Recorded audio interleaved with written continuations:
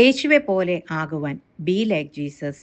Weekly devotional തോട്ട്സിലേക്ക് സ്വാഗതം. പണ്ടുള്ളവർ പറഞ്ഞു കേട്ടിട്ടുണ്ട്, പെട്ടെന്നൊരു ശത്രു വേണമെന്ന് ആഗ്രഹമുണ്ടെങ്കിൽ ആർക്കെങ്കിലും എന്തെങ്കിലും കടം കൊടുത്താൽ മതി, അന്നു മുതൽ അവൻ നിന്റെ ശത്രുവായിക്കൊള്ളും. അനുഭവമുള്ളവർക്കത് കേൾക്കുമ്പോൾ അത് വളരെ ശരിയാണ് എന്ന് ഒപ്പം പറയുവാൻ കഴിയും. ഒരുവന്റെ വരുമാന മാർഗത്തെ അല്ലെങ്കിൽ സമ്പത്തിനെ തൊട്ടാൽ അവന് അടങ്ങിയിരിക്കാൻ കഴിയുകയില്ല. അവന്റെ യഥാർത്ഥ മുഖം പുറത്തു വരും. അപ്പോസ്തല പ്രവൃത്തികൾ 16-ാം അധ്യായമാണല്ലോ നാം ചിന്തിച്ചു വരുന്നത്. ബാല്യക്കാരി പെൺകുട്ടിയിൽ നിന്ന് ഭൂതാത്മാവ് വിട്ടുപോയപ്പോൾ യജമാനന്മാരുടെ ലാഭവും വരുമാനവും പോയി. യജമാനന്മാർക്ക് കോപമുണ്ടായി.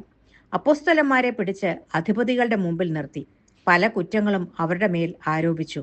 അവരുടെ വസ്ത്രം പറിച്ചുരിഞ്ഞു. കോൽ കൊണ്ടടിപ്പിപ്പാൻ വിധി വന്നു.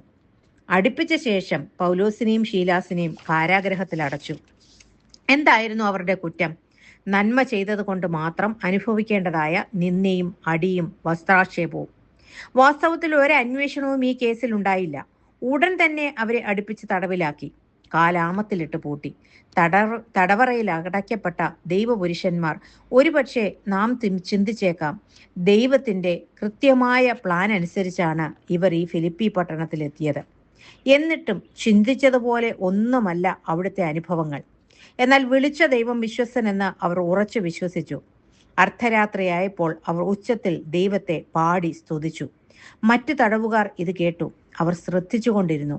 ഇന്ന് വരെ അവർ തടവറയിൽ ഇതുപോലെയുള്ള ശബ്ദം കേട്ടിട്ടില്ല. ഒന്നുകിൽ കരച്ചിലോ നിലവിളിയോ ശകാരങ്ങളോ ചീത്തവിളിയോ ഒക്കെ മാത്രം മുഴങ്ങി കേൾക്കുന്ന ഈ കാരാഗ്രഹത്തിനുള്ളിൽ ഒരു വ്യത്യസ്തമായ ശബ്ദം ദൈവത്തെ പാടി സ്തുതിക്കുന്നു. അല്പം മുമ്പ് ഇവർ ആ കാരാഗ്രഹത്തിലേക്ക് കടന്നു വന്നത് അവർ ഓർത്തു. ആ രണ്ടുപേരും വളരെ അവശരായിരുന്നു. അവർക്ക് നടക്കുവാൻ പോലും കഴിയാത്ത രീതിയിൽ അവർ അടിക്കപ്പെട്ട് കാരാഗ്രഹത്തിൽ അടച്ചവരാണ്. പെട്ടെന്ന് വലിയൊരു ഭൂകമ്പം. കാരാഗ്രഹത്തിന്റെ അടിസ്ഥാനം കുലുങ്ങി. വാതിൽ തുറന്നു. എല്ലാവരുടെയും ചങ്ങല അഴിഞ്ഞു വീണു. ദൈവത്തിന്റെ വിടുതൽ രീതികൾ എപ്പോഴും വ്യത്യസ്തമാണ്. യെരുശലേമിൽ പത്രോസിനെ ദൂതൻ വിടുവിച്ചു എന്നത് നാം 12-ാം അധ്യായത്തിൽ പഠിച്ചുവല്ലോ. ഇവിടെ ഫിലിപ്പിയിൽ ഭൂകമ്പമാണ് വന്നത്. ഇവ രണ്ടും പ്രകൃത്യാതീതമായ കാര്യങ്ങളാണ്. ഭൂകമ്പം കാരാഗ്രഹ പ്രമാണിയെയും ഉണർത്തി. തടവുകാർ രക്ഷപ്പെട്ടാൽ അതിൻ്റെ ഉത്തരവാദിത്വം തനിക്കായിരിക്കും. തനിക്കതിന് മേലധികാരിയുടെ മുമ്പിൽ ഉത്തരം നൽകേണ്ടി വരും. വരുമാനമുള്ള ശിക്ഷയും അപമാനവും ഓർത്ത് താൻ ആത്മഹത്യ ചെയ്യുവാനൊരുങ്ങി. പൗലോസ് ഇത് കണ്ടിട്ട് ഉറക്കെ വിളിച്ചു പറഞ്ഞു, നിനക്കൊരു ദോഷവും ചെയ്യരുത്, ഞങ്ങൾ എല്ലാവരും ഇവിടെ ഉണ്ട്. അയാൾക്കത് വിശ്വസിക്കാനായില്ല. ചങ്ങല അഴിഞ്ഞിട്ടും ഭൂകമ്പത്തിൽ കാരാഗ്രഹം തകർന്നു വീണിട്ടും ആരും ഓടിപ്പോകാത്തതെന്താ? ഇരുട്ടറയിൽ കാലാമത്തിലിട്ട് പൂട്ടിയിട്ടും ഇത്രയേറെ അടി കിട്ടിയിട്ടും ഇവർക്ക് എങ്ങനെ പാടി ദൈവത്തെ സ്തുതിക്കാൻ കഴിഞ്ഞു? ഒരുപക്ഷെ സുഖകാലത്ത് പലർക്കും ദൈവത്തെ സ്തുതിക്കാൻ കഴിയും. എന്നാൽ കഷ്ടതയുടെ നടുവിൽ, വേദനയുടെ നടുവിൽ പാട്ടുപാടുവാൻ ഒരു യഥാർത്ഥ ദൈവഭക്തനെ കഴിയും. കാരാഗ്രഹപ്രമാണി ചോദിച്ചു, യജമാനന്മാരെ, രക്ഷ പ്രാപിപ്പാൻ ഞാൻ എന്തു ചെയ്യണം? എന്തായിരിക്കും അദ്ദേഹം അങ്ങനെ ചോദിച്ചത്?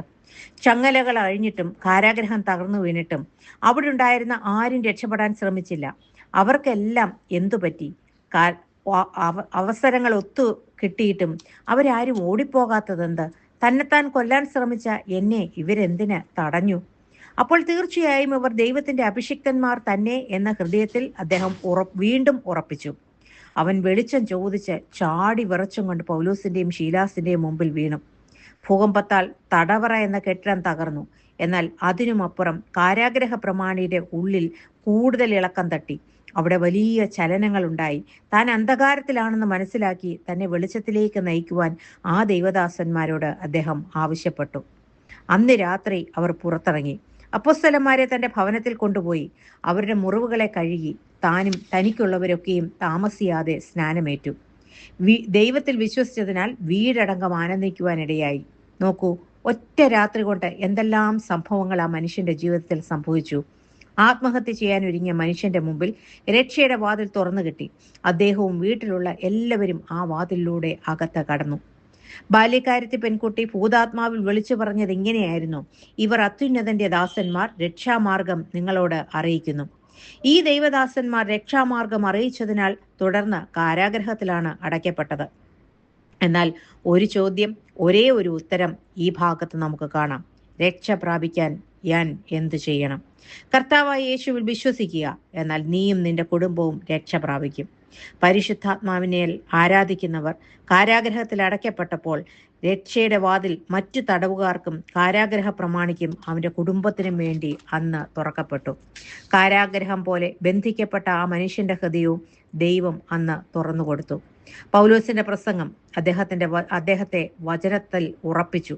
സ്നാനപ്പെടാൻ തീരുമാനിച്ചു. അപ്പോൾ അദ്ദേഹം സ്വതന്ത്രനായി. പിറ്റേന്നാൾ അധിപതികൾ അപ്പോസ്തലന്മാരെ വിട്ടയക്കാൻ കാരാഗ്രഹ പ്രമാണിയോട് പറഞ്ഞു. അപ്പോഴാണ് പൗലോസ് വെളിപ്പെടുത്തിയത് പൗലോസും ശീലാസും തങ്ങൾ റോമ പൗരന്മാരാണെന്ന്. വിസ്താരം കൂടാതെ പരസ്യമായി അടുപ്പിച്ചു വിടാൻ പാടില്ല എന്ന വാക്കുകേട്ട് അധിപതികൾ ഭയപ്പെട്ടു.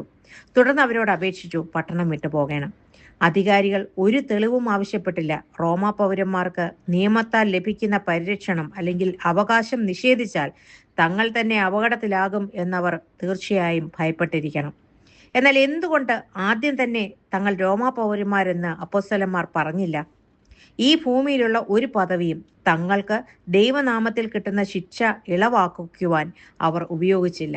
എത്ര സൂക്ഷ്മതയോടും ജാഗ്രതയോടുകൂടെയാണ് അപ്പോസ്തലന്മാർ ദൈവവേല ചെയ്തത് എന്ന് നാം ചിന്തിക്കേണ്ടിയിരിക്കുന്നു.